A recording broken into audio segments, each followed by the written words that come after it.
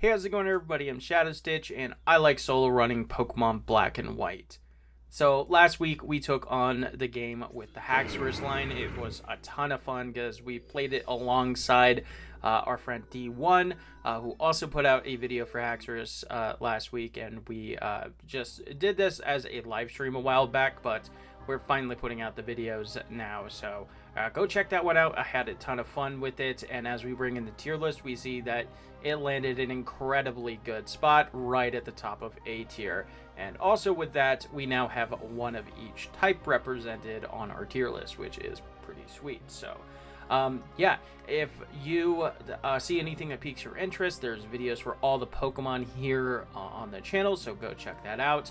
But stick around for today because we are going to be playing with another powerhouse, Darmanitan. So Darmanitan is awesome. He is just one of the coolest freaking Pokemon of this generation. Just hits like an absolute truck as we look at the stats. 140 attack. Insane. So what is it with Generation 5 and these ridiculous attack stats? So I don't know. But 95 base speed is also incredible. 105 HP is fantastic, but it is countered a little bit by those really low 55 defense and special defense, so not great. However, with our ability though, we are going to be taking that insane attack stat and jacking it up to 11 with the power of Sheer Force. This is a ability that boosts the power of moves with secondary effects, and as we look at the move pool right there, there are plenty of those. Fire Punch, Fire Fang, Flare Blitz, all stab moves, and they can all burn, so they're going to be boosted by the power of Sheer Force, which is absolutely ridiculous. So a Pokemon that's already hitting incredibly hard is going to be hitting even harder. So on the TM side of things, we of course have good moves like Return, Dig, Brick Break, Bulldoze, all very solid options. A couple rock type coverage moves like Rock Slide and Rock Tomb if we really want to go out of the way for those.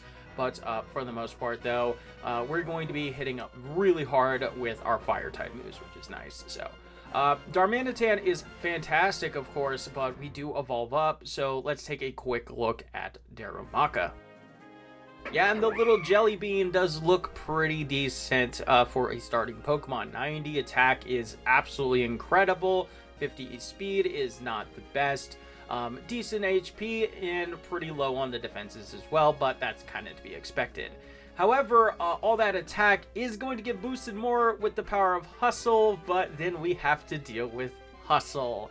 And if you remember from our Durant video, this is an ability that boosts power at the cost of lowering accuracy. So pretty much all of our 100% accurate moves are going to turn into Stone Edge. So there is that. So yeah, not the best ability in the world, but you know, it's definitely going to make this already pretty strong base form even more powerful. So looking at the move pool, we do have to start with only Tackle and Rollout, but they are at least physical moves, so that's good. And the first physical fire move that we get is Fire Fang at the level 11, so at least we won't have to wait too terribly long for that. Fire Punch at 22 is incredibly early, and then we even get Flare Blitz at 33 before we even evolve at level 35 into Darmanitan. So TM move pool is pretty much about the same for the most part, and I'm feeling pretty decent about these guys. However, the end game has not been super friendly to rock weak Pokemon so far.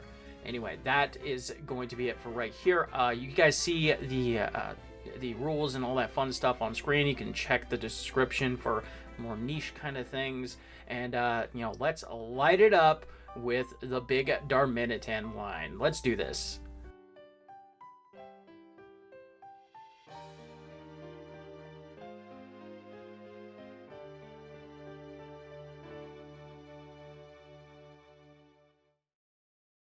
As usual, we preload our starter into the run before it even begins. This allows us to change our IVs, nature, all that fun stuff. So of course we're going to be taking the Tepig line. This is going to give us an advantage over Bianca's Snivy line and Sharon's Oshawott line. We're going to have a disadvantage there, so definitely in the spirit of the game, which is nice. So as you can see, Hustle is going to work, doing significant amounts of damage, but we will be, of course, having to worry about missing quite a bit. So thankfully, these two fights, there's no real issues. We just mash buttons and we can move on. So while we're finishing these up, though, we do get to talk about that medium slow growth rate that Darmanitan has, which is awesome. So medium slow is arguably the best growth rate for a solo running context. It levels up incredibly quickly in the early game and doesn't even fall off too terribly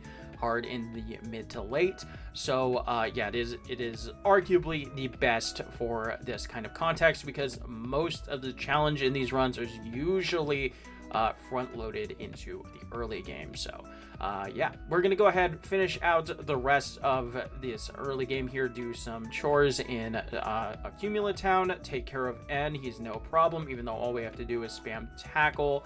We're gonna battle all the trainers on Route 2, because that means at the end of taking care of Bianca, we pick up Fire Fang, finally giving us a strong fire type move, and we can head into Striaton City and the Dream Yard. We enter Striaton City and immediately stop by the back alley to grab the Dusk Ball and then head into the Dream Yard. None of the people in here are going to be a problem now that we have a really strong fire type move boosted by Stab and Hustle. They pretty much all fall to 1. So we're going to pick up our monkey, head over to the trainer school.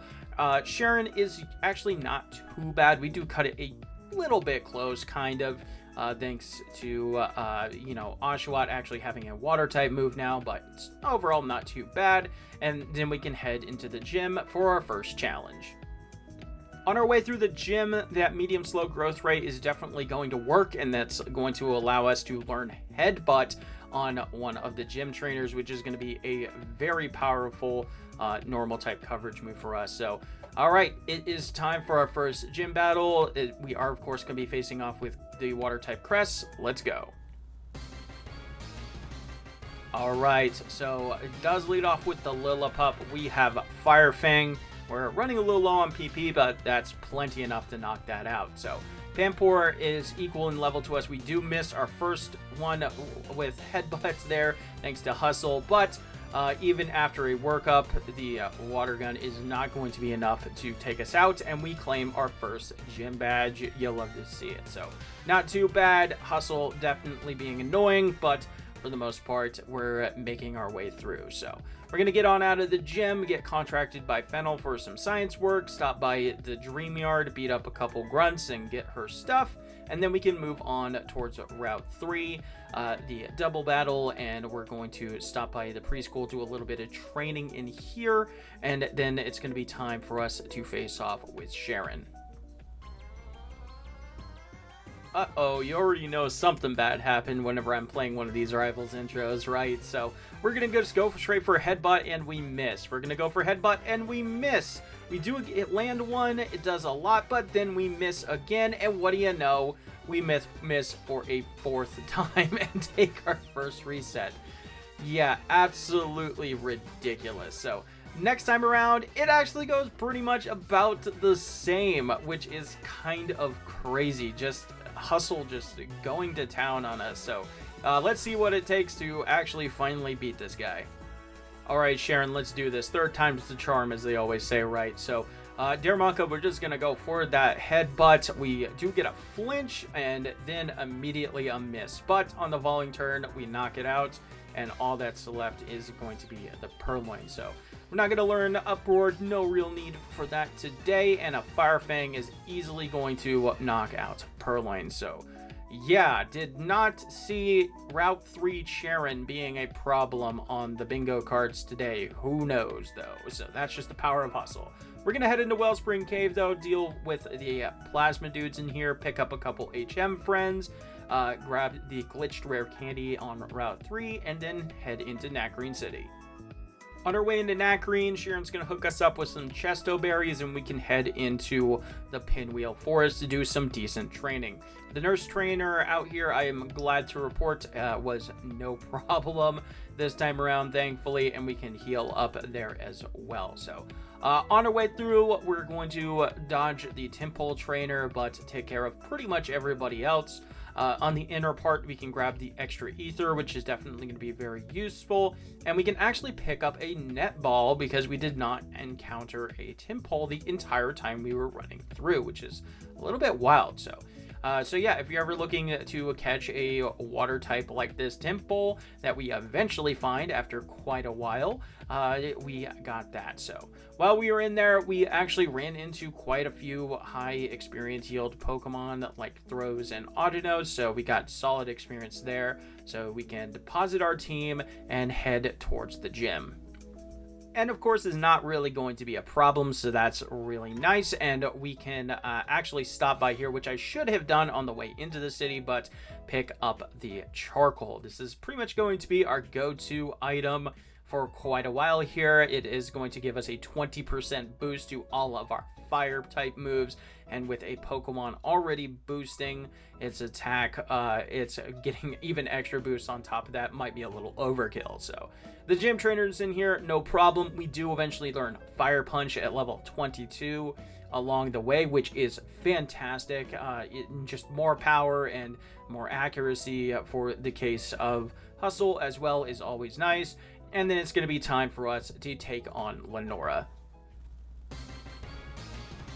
So I never really even mentioned it, but on top of all the great things that this line got going for it, it also learns Work Up, which is crazy. So we're going to Work Up once on the Herdier to counteract that Intimidate and then go to town. So Watchog just randomly goes for Leer for some reason. No idea why. Doesn't even matter, and we just nuke it out of existence with a Fire Punch. So there's that. So Lenora, no problems. We don't even have to worry about any blackout grinding today, and we can move on to Pinwheel Forest and beyond. On our way through the forest, we are going to battle one extra ranger, which is going to give us a Pecha Berry, which is nice. I'm going to knock out a couple of the trainers on the bridge, so they're out of the way. When we come back here for a rare candy, cross the Skyra Bridge, and head into Castelia City. No side quests this time around. We just get to go straight to the gym. Take care of the Plasma Dudes, power through the entire gym trainers, and face off with Berg. Alright, Berg time, baby. We are a fire type. He is a bug type trainer. Yeah, we don't even need to set up. We just power through him with some fire punches. Dwebble actually even drops, which is actually a little bit impressive. We get to level 27 as well and get the opportunity to learn Thrash, which we actually will. So Fire Punch onto Lavani just drops after hitting us with a very weak attack. And there we go. We got our third badge, and we can move on towards Route 4. On our way up to Route 4, though, we are going to stop here and grab the Eviolite. This is going to be a fantastic held item for us for at least a little while until we evolve into Darmanitan, boosting the power of our defenses by 50% since we're unevolved. So in the gatehouse, Bianca is no issue whatsoever. We can heal at the house here and actually do a little bit of training on the fishermen over here on Route 4. They give fantastic experience with their Basculins as well as speed EVs, so that's pretty good. So Sharon, thankfully with the power of Thrash is actually no problem whatsoever, despite us missing a couple times, and then we can immediately go straight to Nimbasa City.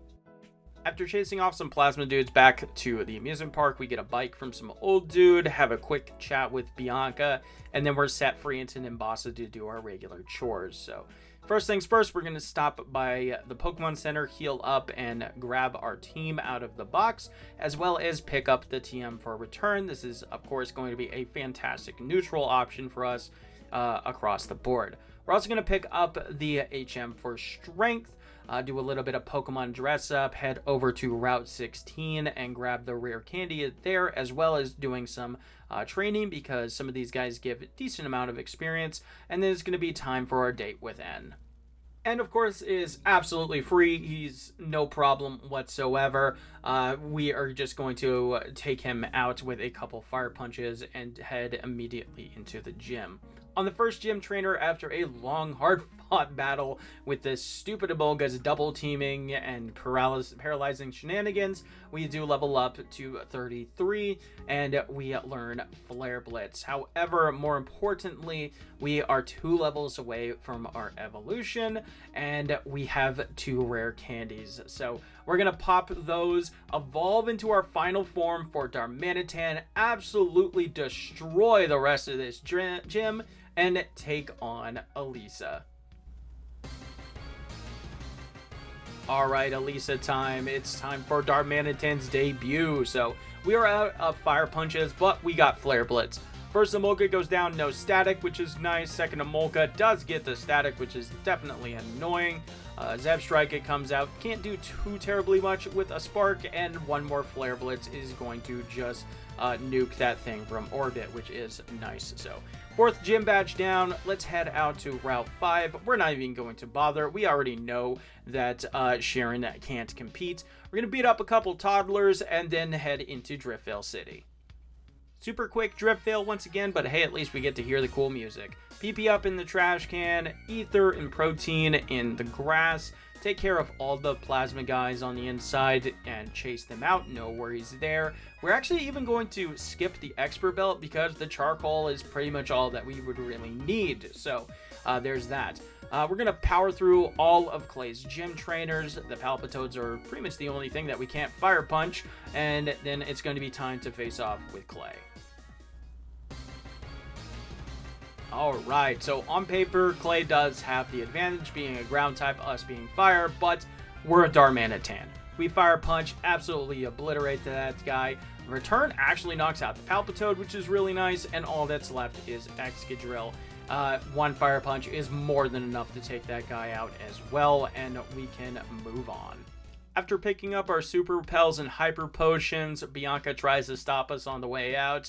You already know she is no problem whatsoever, and we can meet up with Clay at the entrance to Chargestone Cave. So he gives us Bulldoze as well, which is going to be another fantastic option for us for Sheer Force. It is boosted thanks to that speed drop effect that it has, and we can move on into the cave. And at the very end is no problem whatsoever, and we can continue on into Mr. Alton City. Inside the Celestial Tower, we can pick up the TM for Will-O-Wisp. As a fire type, this is pretty much one of our only good status conditions that we can use, which is nice, potentially useful later on, so I figured I might as well grab it. So after healing up and popping a repel, we can actually show off the functionality of being able to press B to rotate these trainers. Been a little while since we did that, so we're gonna beat up this nurse and her big fat fish for a nice free heal, and then we can meet up with Skyla at the top. At the top of the tower, we can ring that bell, and that also gives me an opportunity to say, hey, thank you guys so much for stopping by and watching these. If you're interested, I really appreciate you dropping a subscribe if you like what you're seeing so far. I make these solo challenge videos at least once a week, stream occasionally whenever I feel up to it. Right now we are nearing the finale of the solo running series that we're doing with the Swords of Justice with Speedrunner 0218. Should be Keldeo this evening, so you want to stop by for that if you're interested. And yeah, so overall though, I'm having a ton of fun with doing these still, and I hope you guys are enjoying as well. So we also just recently passed 100 subscribers, which is awesome. I super appreciate that. And yeah, be on the lookout for potentially something fun in the future. So anyway, enough about the cringe YouTuber nonsense. Let's go ahead and take out to the rest of these gym trainers and face off with Skyla. Alright, Skyla time. So Swoobat's going to lead off. We have Fire Punch, easily just going to knock that out, no problems whatsoever. Swanna does resist, but it doesn't resist return, and it is more than maxed out at this point. So Fire Punch as well for the Unpheasant, and we can take that out.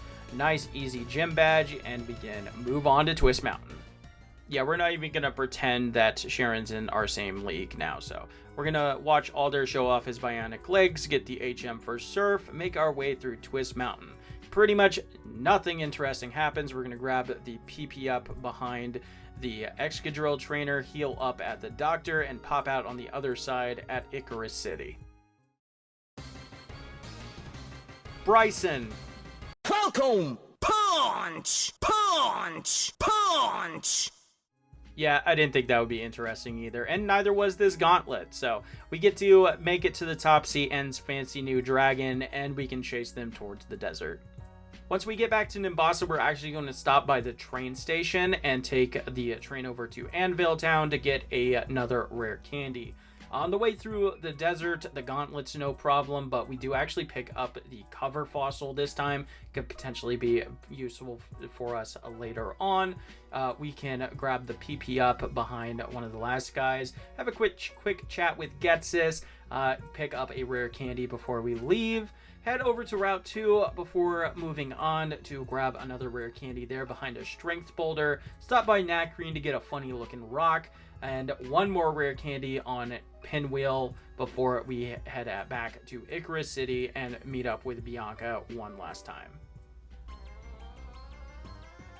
Alright, Bianca, you got one more shot. So she, of course, leads off with that Stoutland with the Intimidate, but we got Work Up back, so we don't even care. So Flare Blitz is going to come out, absolutely nuke that Stoutland right there. Simipour, we got Return just for you.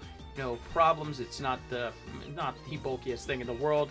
Work up one more time in the Superior as it does absolutely nothing. And yeah, probably didn't need to do that, but I did anyway. So we can just take out the Masharna at +1 with a Fire Punch. And there we go. Very, very nice. So no problems there whatsoever, Bianca, and we can move on towards the Tube Line Bridge. So I do want to mention one thing. This girl right in the middle here, she does give the TM for Flame Charge, which you think would be a great TM for Darmanitan to have, you know, maybe patch up our speed. So however, unfortunately for Darmanitan, he actually has really good speed, and yeah, that is not really going to be doing anything for us thanks to Sheer Force. So we would get the power boost, but thanks to it having a secondary effect to boosting our speed, it's not actually going to matter. So on Route 9, we're going to grab the Fling TM, flip off Zeke on our way, and head into Opelucid City.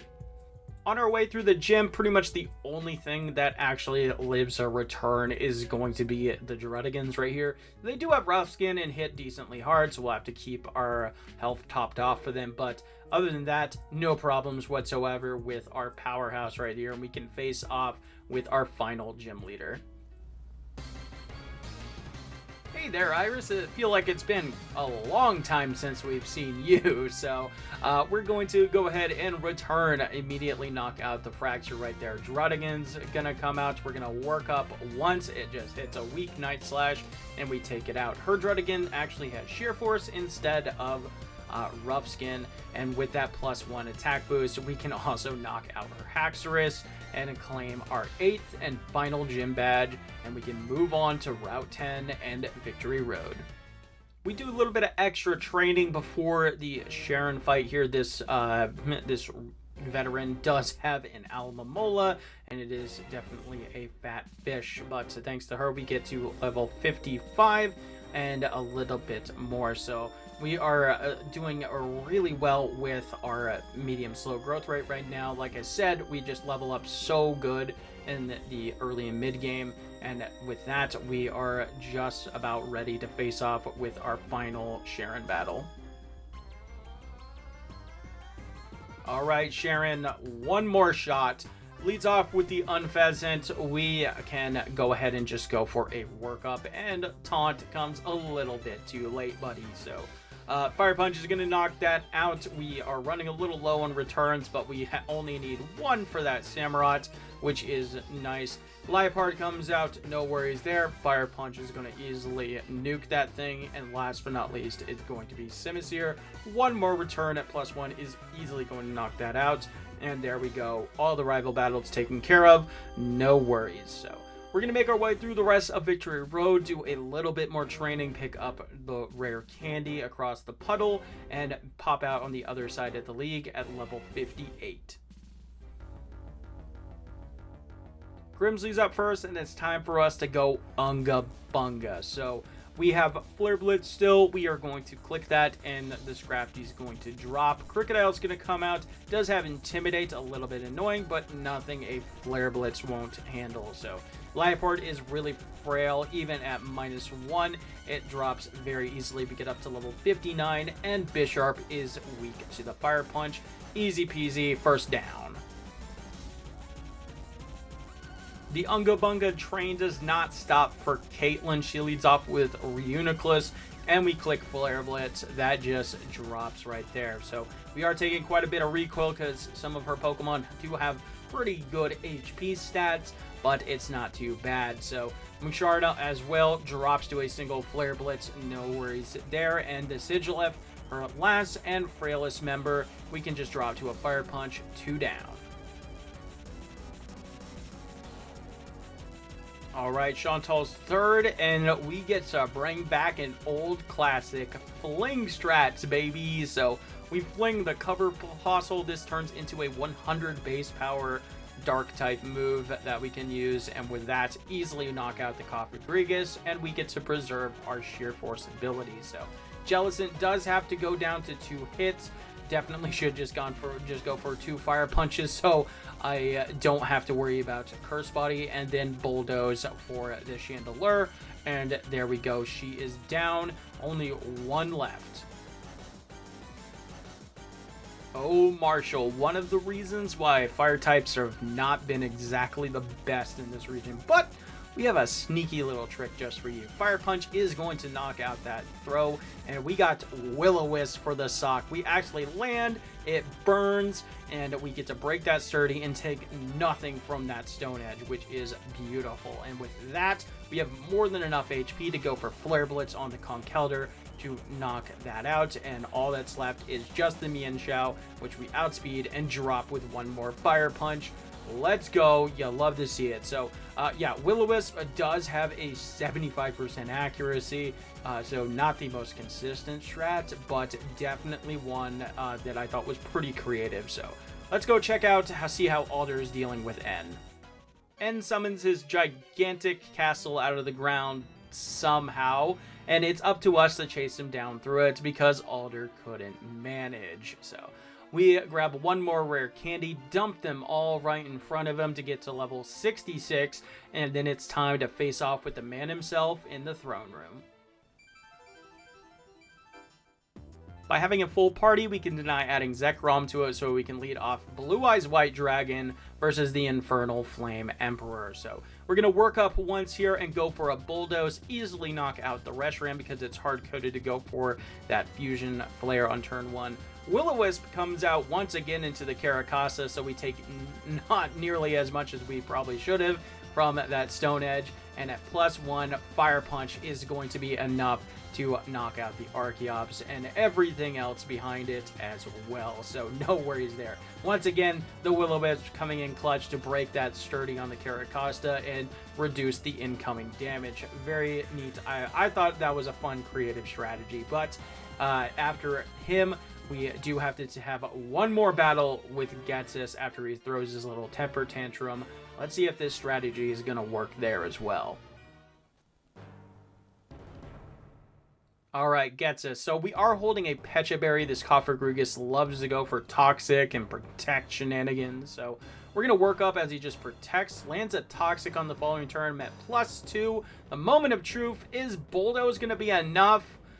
It is not, unfortunate. So, yeah, if I had maybe 1 more level, get over another damage rounding threshold, that would have been enough, but it does not look like it. So we're going to, drop to a very slow and painful death here with that Toxic, and we have to take the Blackout. And just like in the Crustle run, we did not pick up Rest. I didn't really think that I would be needing it. So, fortunately, we have to stop back by Castelia City, go up the skyscraper, and talk to the dude here to get the TM for Rest. So, maybe I should have just gone for Fire Punched and, you know, hope for the best without Sheer Force. I don't know. So definitely something that, you know, maybe we can fix on a follow-up playthrough. But with that, though, we are going to go ahead, fix up our moveset, take on Getsus one more time, and get our get back. Alright, Getsus, time for my get back. We have rest this time, no worries there.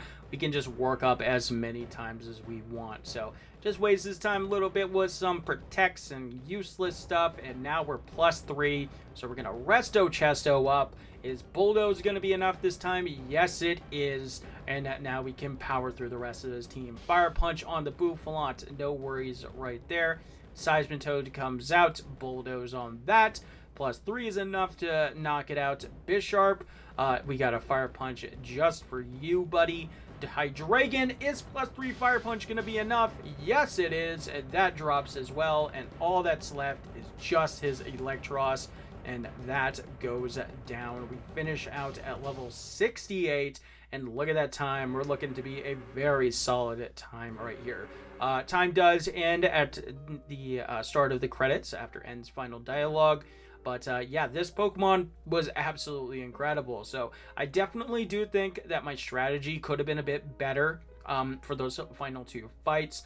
But being able to pull out Will-O-Wisp, I thought was a very interesting strategy for sure. So yeah, let me know what you think. I could have done a little bit better in the end there, but for the most part, I think this was a really good run. So, and we clock in with a final in-game time of 1 hour, 51 minutes, and 53 seconds with only 1 blackout and 2 resets. Not bad at all. Let's go. So let's go ahead and finish out these credits and see how this guy ranks on the tier list.